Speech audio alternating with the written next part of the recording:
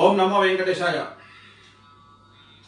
ప్రస్తుతం రెండు తెలుగు రాష్ట్రాల్లో ఆంధ్రప్రదేశ్ రాష్ట్ర రాజకీయాలు అలాగే భవిష్యత్తు మరియు ఎవరు రాబోతా ఉన్నారు అనేటువంటి ఒక తీవ్రమైనటువంటి ఉత్కంఠ నెలకొని ఉన్నటువంటి సందర్భంలో నేను పూర్తి ప్రాంతానికి సంబంధించి కాకుండా ఆంధ్రప్రదేశ్ రాష్ట్రానికి సంబంధించి కాకుండా ఓన్లీ ఆంధ్రప్రదేశ్ రాష్ట్రంలో సముద్ర తీర ప్రాంతం ఏదైతే ఉందో 8 జిల్లాలు వస్తున్నాయి సముద్ర తీర ప్రాంతంలో.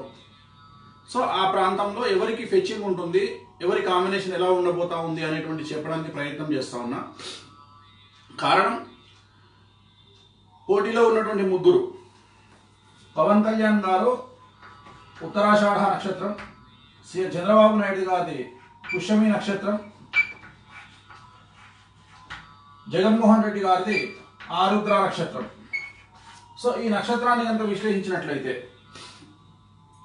సముద్ర తీరం, నేను మాట్లాడేది నాకు పార్టీలతో సంబంధం లేదు, ఏ పార్టీ మీద ప్రేమ లేదు, జనరల్గా విశ్లేషించి రాబోయేటువంటి పరిణామాలు ఎలా ఉండబోతా ఉన్నాయి అని చెప్పడానికి మాత్రమే ప్రయత్నం చేస్తూ ఉన్నాను. దయచేసి గమనించాల్సింది ఏంటంటే, నాకు ఏ పార్టీతో కానీ ప్రేమ అనుబంధాలు లేవు. నాకు అన్ని పార్టీల వారు అందరు లీడర్లు సమానమే. సో నేను పురహితంగా, అంటే రాష్ట్రంలో ఉండే జనాల్ని మంచి కోరేవాడిగా నాకు అందరూ సమానమే, ఒక జ్యోతిష్కుడిగా. ఓకే, సో పవన్ కళ్యాణ్ గారు, సిబిఎన్ గారు, జగన్ గారు ముగ్గురిని కనుక తీసుకున్నట్లయితే ఉత్తరాషాఢ నక్షత్రము, పుష్యమి నక్షత్రము, ఆరుద్ర నక్షత్రం. అంటే ఉత్తరాషాఢ నక్షత్రం మకర రాశి, కర్కాటక రాశి, పుష్యమి నక్షత్రం చంద్రబాబు నాయుడు గారిది, అలాగే జగన్ గారిది మిథున రాశి.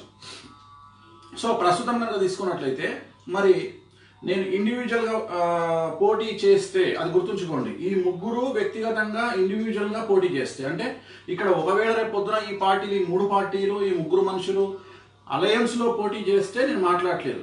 ఇండివిజువల్గా పోటీ చేస్తేనే మాట్లాడుతూ ఉన్నారు, గమనించగలరు. అది గుర్తుంచుకోండి. నేను చెప్పే పాయింట్లన్నీ కూడా వాళ్ళు ఎవరికి వారు పోటీ చేస్తేనే ఫలిస్తాయి. మళ్ళీ వాళ్ళు ముగ్గురు కలిస్తే లేదా ఇద్దరు కలిస్తే, ముగ్గురు కలిసే అవకాశం ఉండదు. బట్ ఈ ముగ్గురిలో ఇద్దరు కలిసి పోటీ చేస్తే రిజల్ట్ వేరే రకంగా ఉంటుంది. బట్ నేను మాట్లాడేది ఇండివిజువల్గా పోటీ చేస్తే. సో సముద్ర తీరానికి వీళ్ళకి ఏం సంబంధం అంటే, జల రాశులు అనేటువంటిది జాతకరీత్యా జల నక్షత్రాలు అని కొన్ని నక్షత్రాలు ఉంటాయి.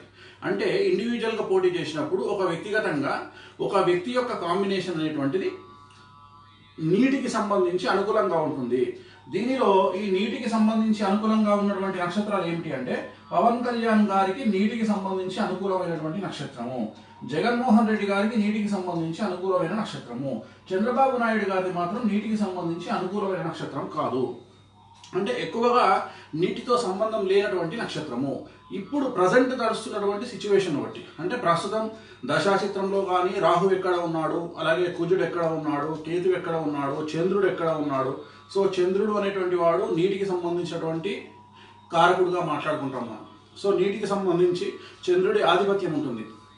సో ప్రస్తుతం చంద్రుడు ఎక్కడ ఉన్నాడు, వీటన్నిటి కాంబినేషన్ బేస్ చేసుకొని ముగ్గురి జాతకాన్ని విశ్లేషించి, ముగ్గురి కుండలిని విశ్లేషించి నేను చెప్తున్నటువంటి అల్టిమేట్ ఫైనల్ రిజల్ట్ ఇది.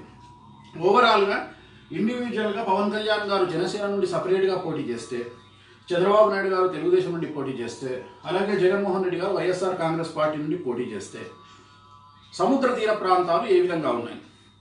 శ్రీకాకుళం, మనం ఒరిస్సా బార్డర్కి వెళ్దాం. First Srikakulam, Vizianagaram, Visakhapatnam, east Godavari, west Godavari, Ongole, Prakasam, Nellore. So ఓవరాల్గా తీసుకున్నట్టయితే మనకు ఆ ప్రాంతం అంటే గుంటూరు, ప్రకాశం, నెల్లూరు. సో ఓవరాల్గా మనకి 8 జిల్లాలు వస్తున్నాయి. మొత్తం 8 జిల్లాలలో ఇంచుమించుగా ఒక 100 వరకు కాన్స్టిట్యున్సీలు ఉండొచ్చు ఈ 8 జిల్లాల్లో. ఐ థింక్ 100 నుండి 105 కాన్స్టిట్యున్సీలు ఉండొచ్చు. సో ఏం జరగబోతా ఉంది, నేను ఇక్కడ ఎవరి గెలుపు గురించి మాట్లాడట్లేదు, పర్సంటేజ్ గురించి మాత్రమే మాట్లాడుతూ ఉన్నా. అంటే ఎవరెవరు తన ప్రభావాన్ని ఈ జలానికి సంబంధించి, సముద్ర తీర ప్రాంతానికి సంబంధించి ఎవరు తమ యొక్క ఉనికిని చాటుకోబోతా ఉన్నారు అనేటువంటిది మాత్రమే నేను విశ్లేషణ చేస్తూ ఉన్నా. మళ్ళీ మిగిలినటువంటి సగం ప్రాంతం గురించి నేను మాట్లాడట్లేదు. ఎందుకంటే మొత్తం ఉన్నటువంటి దాంట్లో 100 తీసేస్తే ఇంచుమించు ఇంకొక 80 పైన మనకు అక్కడ ఉంటాయి. 75 to 85 వరకు ఇంకా మిగులుతాయి. సో ఇక్కడ నేను మాట్లాడేది ఈ తీర ప్రాంతాలు 8 జిల్లాలకు సంబంధించి శ్రీకాకుళం, విజయనగరం, విశాఖపట్నం, ఈస్ట్ గోదావరి, వెస్ట్ గోదావరి, గుంటూరు, ప్రకాశం, నెల్లూరు, మొత్తం నేను మాట్లాడేది 8 జిల్లాల గురించి మాట్లాడుతూ ఉన్నా. ఇంచుమించు 100 నుండి 105 ఎమ్మెల్యే టికెట్ల గురించి మాట్లాడుతూ ఉన్నా.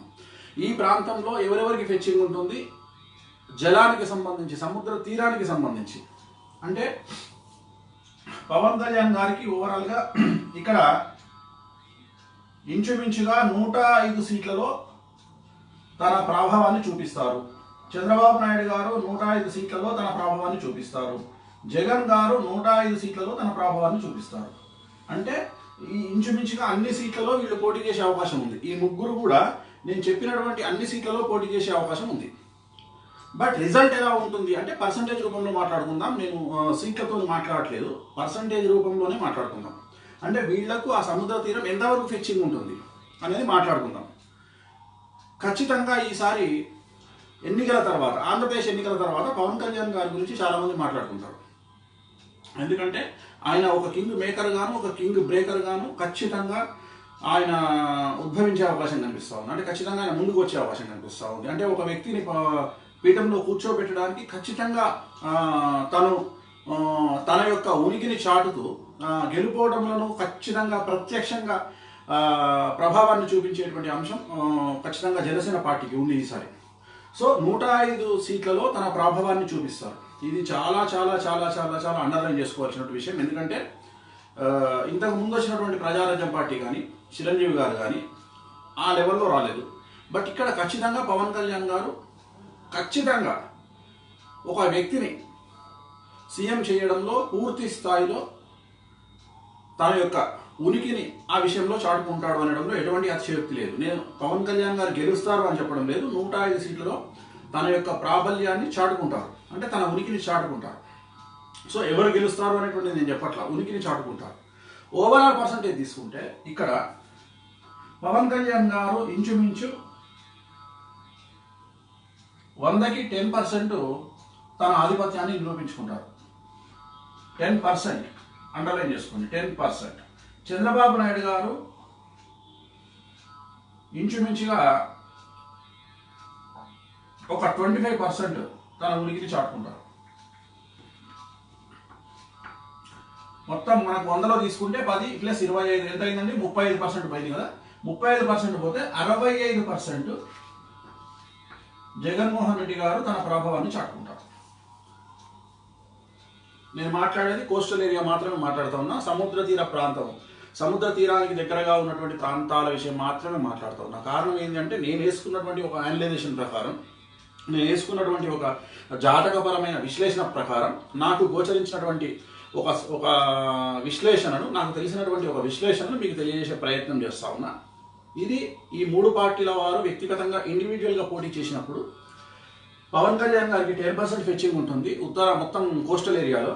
అలాగే చంద్రబాబు నాయుడు గారికి 25% ఫెచ్చింగ్ ఉంటుంది. అలాగే జగన్మోహన్ రెడ్డి గారికి 65% ఫెచ్చింగ్ ఉంటుంది. ఇంకా మనం మాట్లాడుకుంది 50%. ఓవరాల్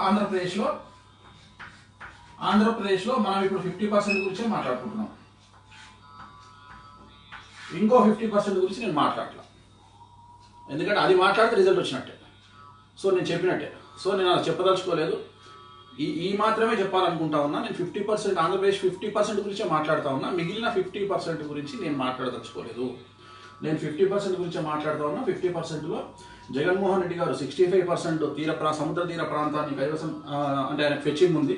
అలాగే 25% తెలుగుదేశం పార్టీకి ఉంది. అలాగే జనసేన పార్టీకి 10% ఉంది. కానీ 105 స్థానాల్లో జనసేన తన ప్రాబల్యాన్ని చాటుకొని ఖచ్చితంగా గెలుపోవడం మీద ఖచ్చితంగా 100% తన ప్రభావాన్ని చూపించేటువంటి అవకాశం ఖచ్చితంగా కనిపిస్తుంది. ఓం నమో వెంకటేశాయ. హలో, మిమ్మల్నే యోయో టీవీ యాప్ డౌన్లోడ్ చేసుకున్నారా? ఇంకా లేదా? మీ యాప్ స్టోర్కి వెళ్ళి వెంటనే డౌన్లోడ్ చేసుకోండి.